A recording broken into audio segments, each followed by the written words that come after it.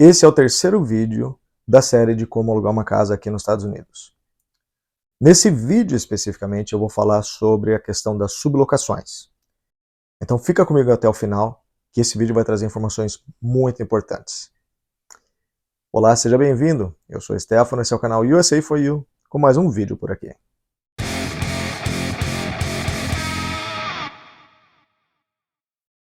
Se você está chegando agora, meu nome é Stefano. Eu moro aqui nos Estados Unidos há quase 8 anos e faço vídeos sobre como são as coisas por aqui. Se você ainda não é inscrito no meu canal, gostaria muito que você considerasse, e ao final desse vídeo, deixa um like aí se você gostar. Se você não gostar, não tem problema, deixa um dislike e deixa um comentário. Eu gostaria muito de saber a sua opinião. Isso é muito importante porque faz com que o YouTube entenda que o vídeo é relevante e entregue ele para mais pessoas. E faz com que o canal cresça. Então, sem maiores delongas, vamos ao que interessa. Bom, pessoal, eu fiz esses 3 vídeos para você que pensa em migrar para os Estados Unidos. E eu trato aqui da questão dos aluguéis, né, de como funciona a dinâmica de você alugar uma casa aqui.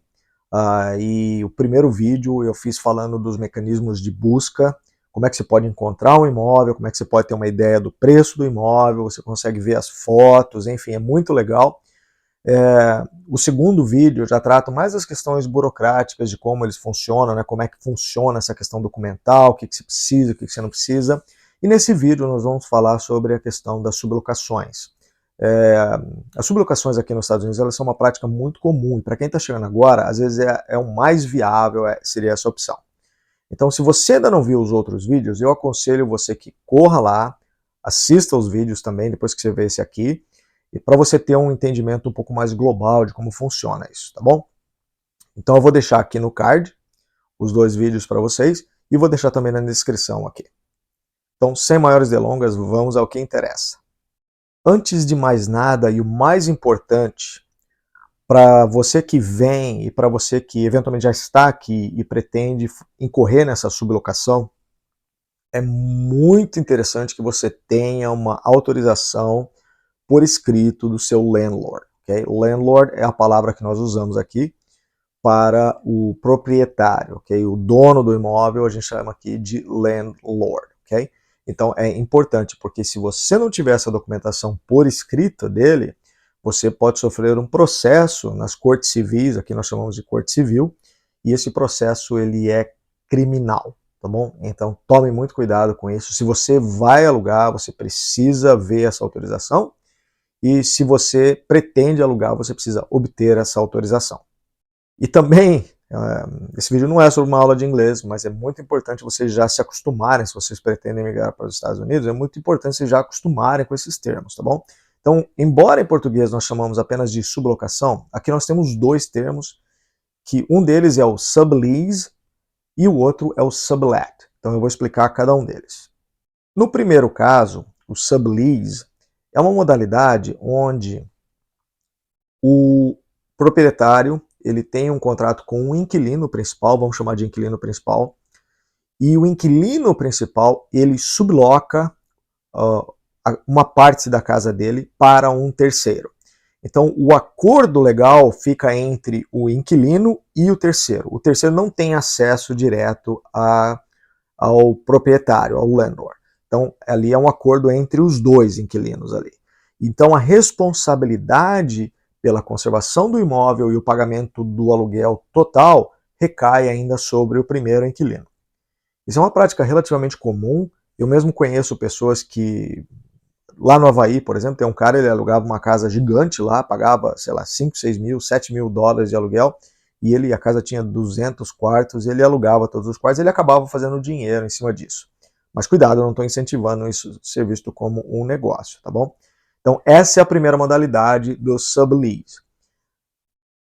A outra modalidade, o sublet, ele já é um pouco diferente. Então ele já implica que um inquilino tem um contrato de aluguel com o proprietário e o outro inquilino ele também vai ter um contrato direto com o proprietário. Então, na verdade, é como se o proprietário alugasse a casa dele para várias pessoas, direto com ele, ou com a imobiliária, tanto faz. A questão é que o contrato ele é feito com um cara e depois com o outro cara, com outra pessoa. Então, se o segundo inquilino não pagar o aluguel não é um problema do primeiro, porque ele tem um contrato direto com o proprietário. Então essa é uma diferença fundamental. Qual a vantagem e desvantagem, ou assim, em termos práticos, né, qual a diferença entre os dois? Bom, o segundo, vamos falar do segundo para ficar mais claro para vocês. O sublet, aliás, se você ainda está comigo, escreve aí no comentário aluguel. Escreve aí no comentário aluguel, que eu quero saber quem está comigo até agora. Então vamos voltar aqui no assunto. No sublet, na segunda modalidade, eventualmente, para que todas as exigências legais sejam atendidas por ambos os inquilinos ali, pode ser que existam demandas como, por exemplo, histórico de crédito, documentação, né, legal, de permanência legal no país, o cara vai querer ver o seu Social Security, esse tipo de coisa. Então, para pessoas que são recém-chegadas e não têm, por exemplo, o histórico de crédito, isso pode ser uma dificuldade, assim como para os próprios americanos, que, sabe, os jovenzinhos que saem de casa, da casa dos pais e vão morar sozinhos, eventualmente eles não têm também o histórico de crédito, porque quando você começa a vida é onde começa. Então, essa opção ela fica um pouco mais complicada, porque ela vai eventualmente exigir essas informações e muita gente não tem como oferecer. Já na questão do sublease, que foi a primeira opção, como o contrato é feito, né, o acordo é feito entre os dois inquilinos, já pode, por exemplo, não necessariamente haver essa exigência sobre a questão de documentos, esse tipo de coisa. Entretanto, é importante salientar que se o terceiro não pagar o aluguel, a responsabilidade do primeiro ela prevalece, ele tem que cumprir as obrigações, tá bom? Ele pode ser despejado se o outro não pagar o aluguel. Então, pessoal, assim, em resumo, é mais ou menos isso, né? Esse vídeo ele não é um vídeo para ser muito comprido, porque é uma informação relativamente simples, né, que eu queria passar aqui para vocês. Mas o importante é você saber que isso é uma coisa muito comum aqui nos Estados Unidos, né? Essa questão da sublocação, seja de um meio ou de outro, né? O sublease ou sublet, é uma coisa muito comum aqui nos Estados Unidos. Você consegue perfeitamente, usando as ferramentas que eu apresentei no outro vídeo, sobre como encontrar uma casa, você consegue encontrar lá quartos para alugar.